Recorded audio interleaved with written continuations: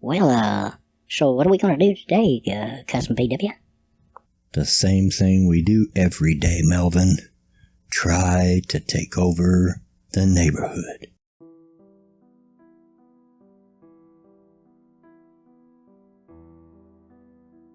Hey y'all, Bloodwayne here. Back to bring some grumpiness to the internet. And it's that time again for the Grump of the Week. That's that episode where I just talk about whatever I want to talk about. Could be anything. So, first of all, this week I want to welcome all my new subs. I've got several in the last little bit, and as a recent video I put out pointed out, finally broke 100. Matter of fact, I was at 132, I think, when I last looked, so gaining fast. I sure appreciate all of you, and welcome you all. Hope you don't regret it. I don't think you will, but I hope you don't. Recently, Bering and Sir Sick done a live stream that was for content creators to maybe pick up some tips on how to grow their channel. I was there watching, learned a lot of things, some things I'm trying to put into practice. Hopefully that will help me make better content for all of you, because that is important to me. One thing I probably won't be able to do is make too many short videos. It's just not in me. It's not my style. So if you're new to the channel, I do tend to be a little long.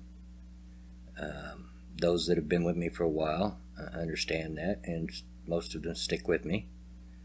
I am going to try to make my roast videos within the 15-minute mark, or as close to that as I can get them. But the other content that I make, such as the Grump of the Week, the new series that I'm hoping to continue with, the Old Farts Perspective, those will probably run in the 30-minute mark, give or take. But other than that, I have learned a lot. I did learn a lot from that live stream. If you were there, you know what I mean. And hopefully put some of that into practice, and we'll get this ball really rolling. Probably the biggest story this week was about Mike Pence and the Hamilton cast. You all know all about that. I don't have to explain it to you. And of course, the tweets that Trump put out that went with it. Those cringeworthy tweets that even Trump supporters rolled their eyes and shook their heads at. Of course, here's the thing. We all knew that Trump was a man that didn't much have a filter, especially on his Twitter account. We all knew that going in, so it shouldn't be much of a surprise. But there's something I've thought about. I mentioned it on my Twitter account. I mentioned it over on mine's. I'm not so sure that he didn't have a reason behind it. I'm not so sure that it was a knee-jerk reaction. Now, I can't say it was. Maybe it was just him defending Pence. And if it was, hey, it just shows that he's loyal to the people that work with him, and that's a good trait. But I'm not so sure it wasn't a thumb in the eye of the left, the extreme left, those that are out in the streets rioting and picketing and so forth. Using the same type of phrasing that they use with safe spaces and so forth. The more I thought about it, the more I could see him using irony and satire to make a point. And it sure got it talked about, didn't it? Sure got it talked about. But of course, we know that the end of the story is that Mike Pence came out on an interview, said it didn't bother him at all, even pointed out to his own children who went to the play with him, that the boos that they heard is freedom of speech in action. That's freedom of speech. You got to take the good with the bad.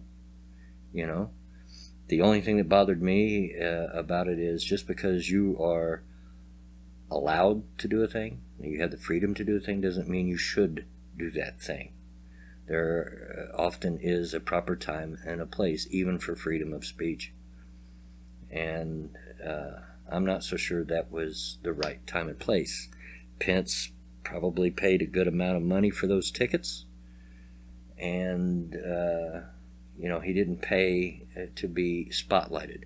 And if we put ourselves in his feet, in his shoes, if we can imagine what we would feel like if the cast of a play we spent good money to go see spotlighted us and pointed us out, and and of course, even though they did, I'll give them that, they worded it very carefully, very politely, but it was still more of that tired rhetoric of they're afraid. I don't know what they're afraid of. They think that Trump's going to send out jackbooted Gestapo to round them all up to concentration camps, or that Pence is going to give them all shock therapy. And all the while proving they're a bunch of morons, because the vice president or the president doesn't have that kind of power. There's too many checks and balances in place for that to happen in this country. So calm down. You got nothing to be afraid of. But that was the big story this week.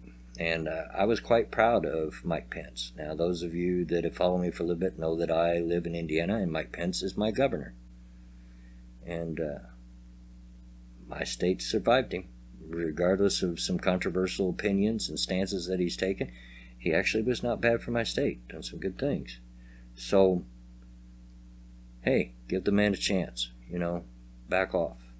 It amazes me that, I get it, and you've got a right to be atheistic, you've got a right to be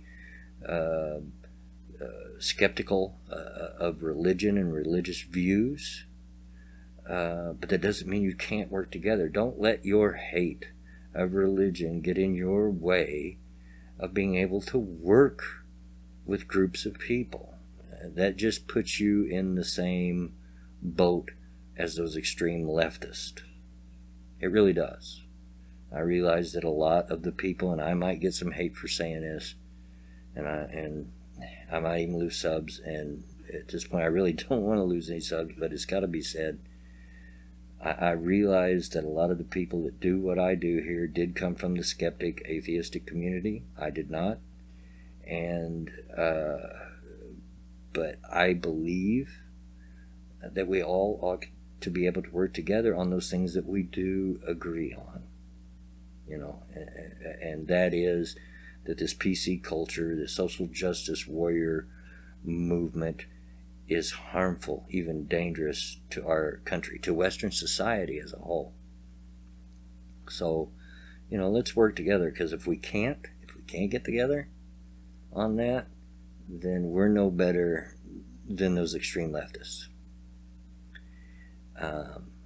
The other thing is a personal thing that's happened. Those that follow me on Twitter or on Minds know that we have a new member to my family. By the way, my youngest daughter and her husband are now back in Indiana, moved back from Hawaii, where he was stationed in the military. And we have a new house member here, and it's her dog. Precious is her name. And we're going to keep her for my daughter for a month or two until she can get a home where she can have pets. I'll show you a picture here. Isn't she just the most gorgeous animal? Just absolutely gorgeous and beautiful. And of course, as you can tell, I'm a huge dog lover. I'm a sucker for a dog. I fall in love with them instantly, and I have with this dog. And it's not been easy. She had a really rough trip. She was extremely vicious. My oldest daughter and I got bit several times just trying to get her home.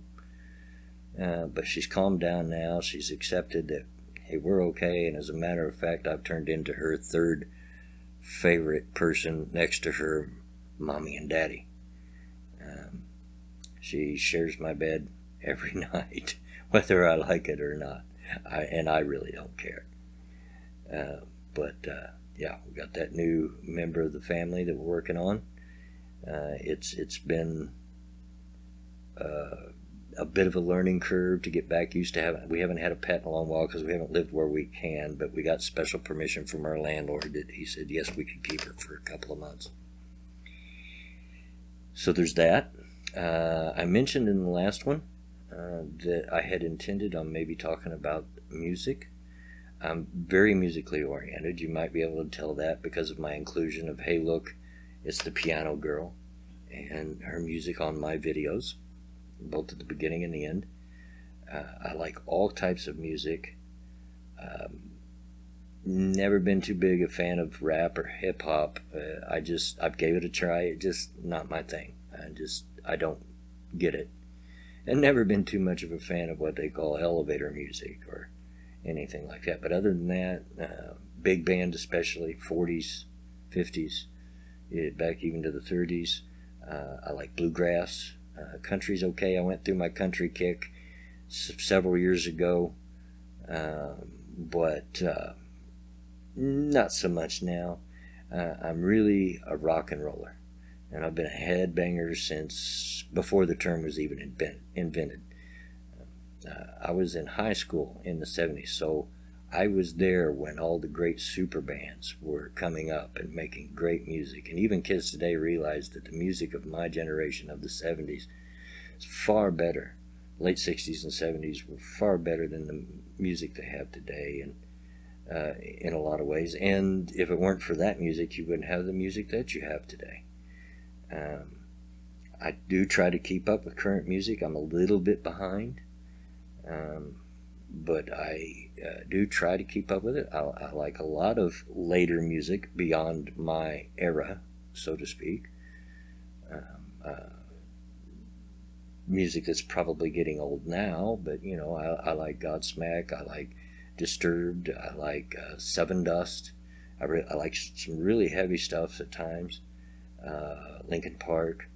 But what I really enjoy when I'm into rock and roll is the music from my teenage years. It's music of the 70s. Huge Led Zeppelin fan. Yes, Based Mama, me too. Huge Beatles fan, because without the Beatles we wouldn't have so much of the music that we have today. Rock and roll would be entirely different if it even existed without the Beatles.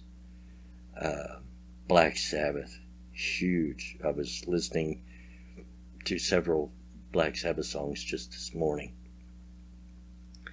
and into that. Aerosmith, Ted Nugent, huge. And as a matter of fact, I've got a little project in the works involving a Ted Nugent song that I hope to release in the next couple of days, so be on the lookout for that. I'll probably get a copyright claim on it, but that's okay. It's just something I really want to do. It's a song of his that I'm going to make a video of my own to the music and release. And it seems very apropos to today. So be on the lookout for that. But yeah, I really like really hard, heavy music. AC/DC, huge fan of AC/DC. I've been to a lot of those concerts. I was also very heavily into Southern rock, such as Lynyrd Skynyrd, 38 Special, that sort of thing. My kind of guilty pleasure was Fleetwood Mac. Had the biggest crush on Stevie Nicks back in the day. And everybody else was into Farrah Fawcett. No, I was into Stevie Nicks. Eagles, you know, It's Not All Hard. Love Bob Seger. Pretty much my taste run the gamut of all the 70s music, and that's not just to rock and roll. You know, back when I was a kid, whites and black people alike loved funk. You know, I was listening to some George Clinton Parliament earlier today, Lakeside, and all those bands. It was great, you know. Still love good funk music, but mostly I am a headbanger. I love heavy music, heavy metal. I was around when the term was first coined by Steppenwolf, and that's the kind of music that I enjoy. I really like. That doesn't mean I don't have a place for classical music. I really love classical music. My favorite is Tchaikovsky. As I mentioned, I love bluegrass music. I love big band music, all of those. So I'm a very musical person. Music really affects me emotionally. Songs make me feel angry. They make me feel happy. I've had songs make me cry, which I'm not ashamed of. Music has always been a huge part of my life. The only instrument I play is the trombone, which I'm proud of. Anybody that's ever been in a band or a band director will tell you that trombone is one of the most difficult wind instruments to learn to play, and I got very good at it, and I'm proud of that. Because it's, unlike a trumpet, you don't push the little buttons down, your valves don't have that. It's all according to the slide. And for every person, their aperture is different. So for every person, the position for a certain note is different. So each person has to learn that instrument individually, and it's difficult. So I was very proud of that.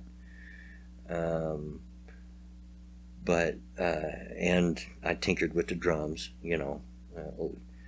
like everybody else, went through that phase of trying to start my own rock band or to be a part of a rock band. So I'm passable on the drums. I'm no John Bonham, that is for sure, or Neil Peart, who is hands down, in my opinion. You can disagree with me if you want, but you're a moron. Neil Peart is of Rush is hands down the best rock drummer today. And there's a lot of good rock drummers. I'm not taking anything away from any of them. But Neil Peart, yeah, there's just no argument. But so that's the kind of thing that I enjoy. Feel free to let me know down in the comments if you agree with me or if you disagree with me, or if you want to give me some recommendations of things to listen to. Feel free. Go ahead.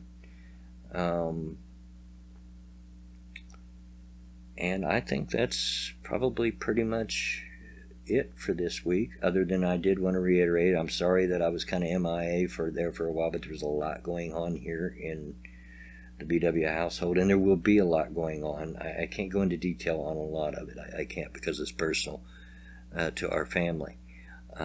It's family business. So there may be times that I'm not able to keep up with the same schedule that I am, but understand it's not because I don't want to, but because family comes first, and I must take care of that.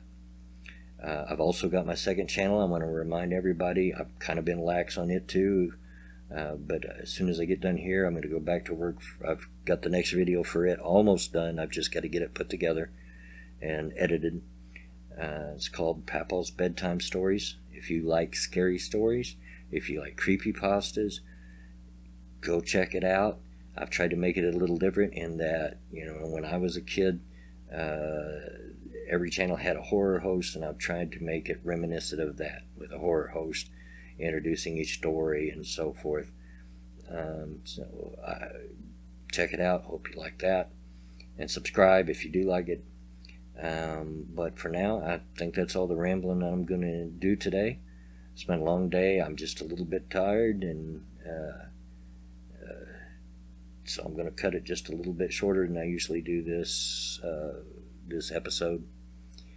But as always, get out of my yard.